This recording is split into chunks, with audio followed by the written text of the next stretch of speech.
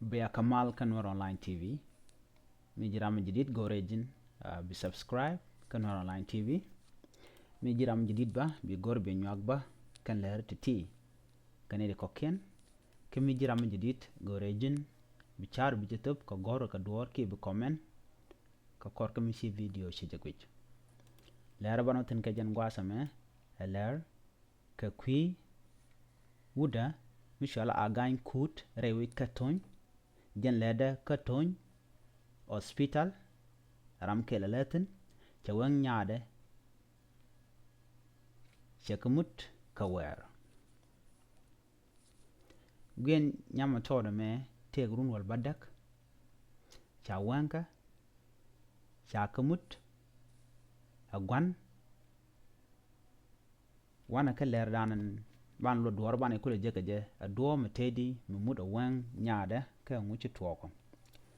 shuud mo me shal ke ya gain kut wang nyaade dangro mut nyaade cha kun kashi nyaade shawda men cha gore gwan lok che shaw mo che lok ya gwan jugo shelok kejen changa mo shu gwan jugo banto duel kel kejen weramo ko deje kule tich ki eder je kule tich akwinguka maloko shawda mo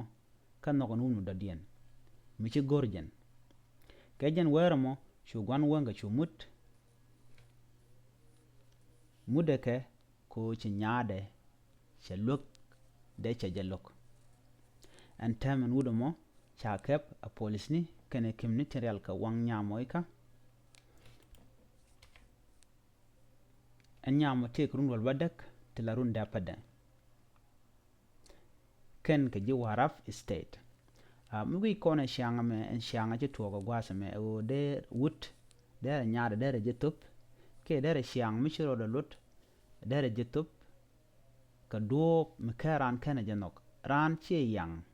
ran eran de tin kontin gore de ka yikama en shanga me e shang me tin along rei wine tungwan kien culture ko to baran baje tup baje kamrami chinok ka bu bi gwan ke gur be jen lo be jilo mo kare ka ko chro me gran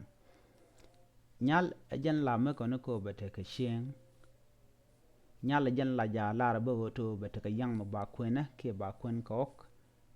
nyal ajan te ka longo ka ti dial te la gwan ke man te la jalong o shi ajarom cheluno to biaje kep ko bom chang sha kurom ngode te ka chuong ko be man dan noka be ja kwan ashimwa o ba je kep ko bom ka kwi ko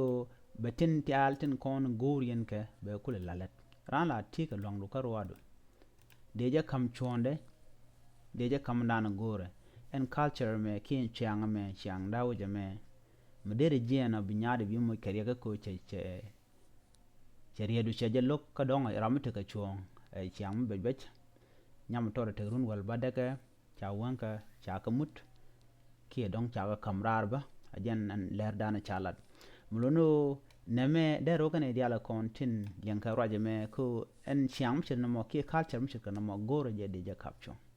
ngai kontilat ka rodien ko kap ka nyidi ka bom agwan ken nyala cha kep ko bom nyala kam je chonde ko point be jiram nan te ka nyadu jen bi no magwana ami jiram jidit ka jen channel magora subscribe biya te kamal bye bye